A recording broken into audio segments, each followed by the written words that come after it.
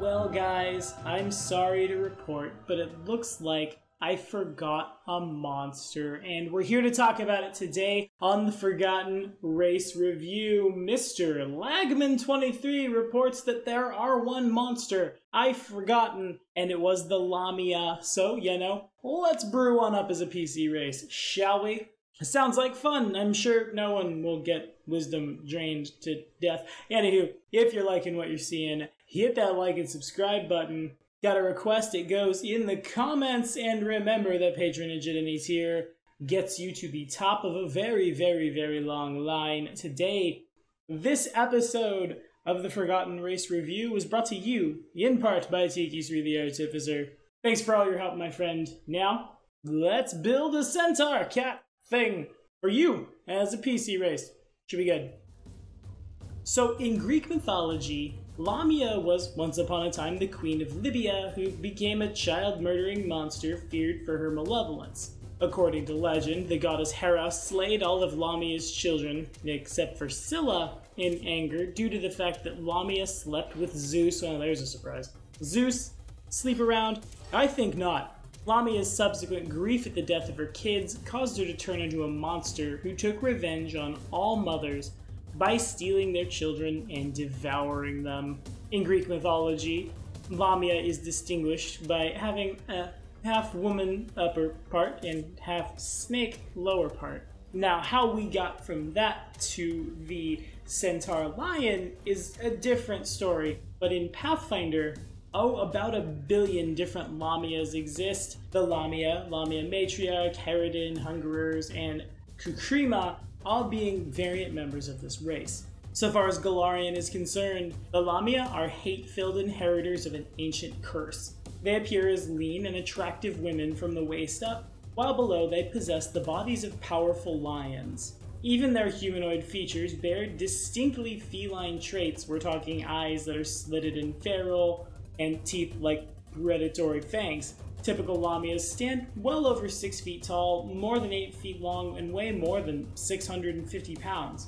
These guys are attracted to the ruined and forsaken parts of the world. Think crumbling keeps, abandoned cities, clock towers in Magnamar that should have been knocked over a long time ago, but that's a different story.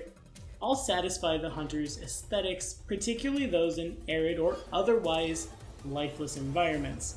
These guys look to the eldest female of their group as their leader, mother, and shaman, cleaving to her with fanatical reverence. While Lamias by and large shun most religious followings, viewing such as the source of the curse that blighted them in the first place, Lamia elders claim to hear the whispers of the scouring desert winds and know the cold winds of the stars. So that's the great old ones, if I've ever heard that one.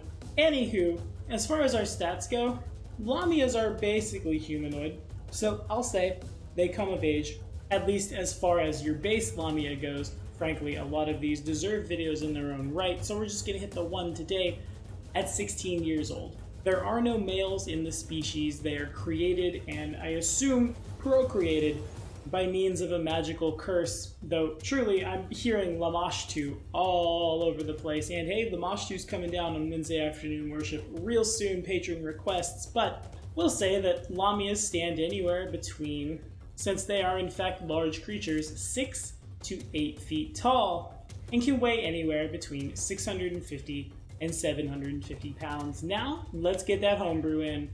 Want to play one of these guys? I've got your back. But if you think you could do it better, throw it in the comments, of course. Now, looking at this ability score array, looking at the 9 hit dice provided here, it doesn't look like we've bought any extra buffs to our ability scores. So I'm going to say that a Lamia receives a +2 to its strength and wisdom with no negative ability scores.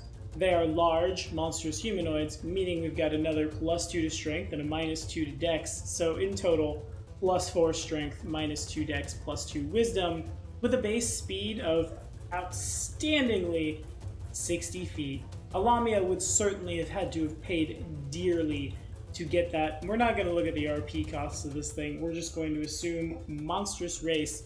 These guys have dark vision out to 60 feet, low light vision, a whopping +7 natural armor bonus, as well as a +4 racial modifier to bluff and stealth checks. Lamias also have a whole host of spell-like abilities, all of them being charisma-based. A Lamia can cast Disguise Self and Ventriloquism at will. 3 times per day they may cast Charm Monster, Major Image, or Mirror Image, as well as Suggestion. Once a day they can cast Deep Slumber. But it's not all that amazing. In addition, although a Lamia is a large creature, not unlike a centaur, its upper torso is the same size as a medium humanoid.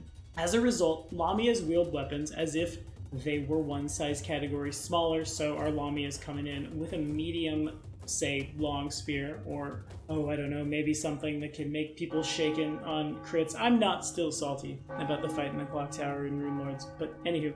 One more final bit of fun here. A Lamia deals 1d4 points of wisdom. Drain, not damage, drain, every time it makes a successful touch attack, which is build-aroundable in itself. That will eventually add up, and it's drain, not damage. It's much harder to get that back. Oh, also, by the way, and in addition, a Lamia receives a +4 to its CMD versus trip attempts, as it well and truly is a quadruped. Now, I've played a centaur in my day, and honestly, I think they can be sideboarded against pretty easily. Our move speed's real great, but make the halls all twisty and turny and stuff. Being large is cool, but not if we're squeezing anywhere, and if your players want to play a Lamia, that's not the worst way to get around them. GMing for one of these, honestly, the first things that come to my head are, at least in the case of the very feline Lamias, I think the desert, I think Lamash too. I've fought Lamias before, but I was playing my Centaur Soha, and they never got close enough to hurt my wisdom, because I'm smart, and that would be bad. But a whole troop of these guys attacking out of nowhere, charming, to say nothing of the mirror image they can put on themselves before they go into melee, or the major image that we're all believing, and then suddenly the Lamia that's disguised as, like, a horse, or something, you know, not super deadly, breaks out of nowhere and starts draining your wisdom. So you start believing the major images, and on we go. Really, the encounter kind of builds itself. The Lamia has everything in it to make itself a very powerful boss monster, and that said, can make for a very, very potent spellcaster or switch-hitting character in your campaigns. But what do you guys think? Have you played something like a Lamia before? Have you fought Lamias? What has your experience been? Throw it in the comments. As always, we'll keep that conversation rolling. Thank you guys so much for watching. Again, be sure to like and subscribe if you want to see more. There are some really crazy Forgotten Race Review homebrew requests coming up. Fortunately, we've got 2 more before I have to do the really difficult but gonna be really fun one. Next week on the Forgotten Race Review, it's the Naiad. I'll see you then.